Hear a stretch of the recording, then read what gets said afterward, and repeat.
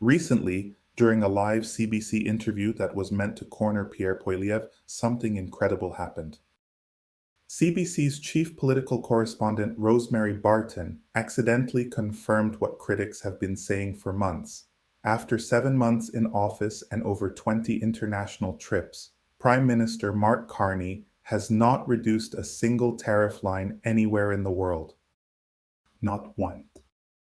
Welcome to the Northern Bridge, where we bring you global stories through an Afro-Canadian lens. I'm your host, and today we're breaking down how a gotcha interview meant to embarrass Poilievre turned into a stunning admission of the Carney government's total failure on trade, live on national television. It began like so many CBC political segments do. Barton tried to frame Poilievre as unreasonable while defending Carney's so-called progress. She pointed to his meetings with world leaders and said, "He's trying to make some progress. Don't you see that as a bit of progress?"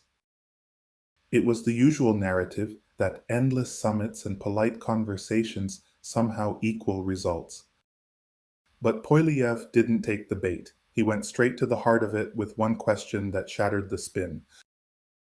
What progress? Can you name one tariff line that he's reduced abroad? And then came the moment that froze the studio. Barton replied, "Not at this stage. No, not one." That admission, made on live television, stripped away months of government talking points and media deflection. It wasn't Poilievre saying it. It was CBC's own anchor confirming that after all the travel, all the photo ops, and all the headlines, Mark Carney has achieved zero measurable results for Canadian exporters and workers. And that failure comes at a heavy cost. Right now, US tariffs on Canadian products sit at 35%. Aluminum, steel, and copper face combined penalties up to 50%. China still blocks Canadian canola. Energy exports remain stuck. And at home, over 107,000 jobs vanished in just 2 months. All while our Prime Minister spends his time abroad building relationships. The truth is, meetings aren't progress. Photo ops aren't outcomes. And CBC's slip last night proved that the media's version of success isn't the same as what matters to ordinary Canadians. Carney's foreign policy approach has been one of optics over output. 20 international trips, countless speeches, and not a single concrete gain. Even the government's most sympathetic interviewer couldn't find one achievement to cite. That's why Poilievre's response hits so hard. He exposed what every struggling exporter already knows, that Canada is being led by people more interested in image than impact. This moment also exposed a media problem. Barton's questions were clearly meant to defend Carney's record, not challenge it. But when she was forced to answer directly, the illusion collapsed. In that instant, CBC confirmed what critics have said all along. The coverage props up power instead of holding it accountable. And the economic picture backs that up. Canada's ease of doing business ranking has plunged from 4th to 53rd. Major projects face regulatory delays of more than 3 years. Investment is leaving the country. We are becoming uncompetitive, while our Prime Minister plays diplomat. Poilievre's approach, by contrast, starts with strength, building pipelines, expanding LNG capacity, and making Canada competitive before entering trade fights.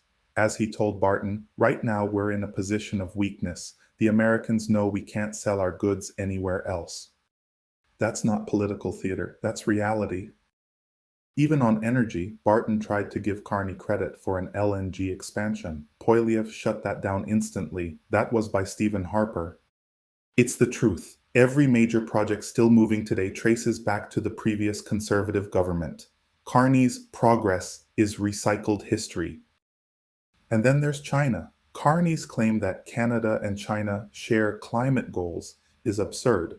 China is building new coal plants every few weeks.